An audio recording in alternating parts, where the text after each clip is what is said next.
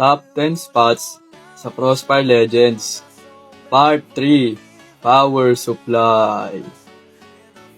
Okay, para sa first angle natin dito, para to sa mga blacklist. Akat ka lang dyan, no? Tas akat ka na naman dyan. Yan o, galing no? Kita mo yung mga ulo ng kalaban dyan sa nest. Nest yung tawag ko dyan ha. Wala kang pake kung may bakang tawag dyan. Basta nest tawag ko dyan. Gusto ko nest eh. Putuli tamaan yung kalaban dyan pag na-sniper ka. Yan o, tulad nito, sniper. Kita mo yan? Ganda ng barret ko, no? Anyways, para dito sa ASA, akat ka lang dito sa box na to. Yan o.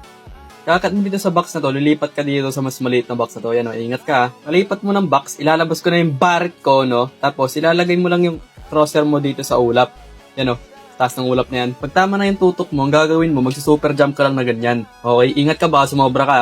Maganda tong angle na to kasi may kita mo yan, may kita mo rin yan, tsaka may kita mo yan. Kita mo na nga rin pala yung buong site dito, ang babante mo yung C4 mo. Anyways, para sa next angle natin, ito yung tinatawag kong time. Kaya time yung tawag ko dyan kasi may relo eh. Yan o, relo. Kaya favorite ko tong angle na to kasi hawak mo yung base ng kalaban eh. Hawak mo na rin yung long B, tsaka hawak mo na rin yung medyo A site. Pag napad mo na yung C4, tapos blacklist ka, punta ka agad dito. Comment nyo nga kung anong next map ang maganda bigyan ng tips. Follow na rin kayo para marami kayo matutunan.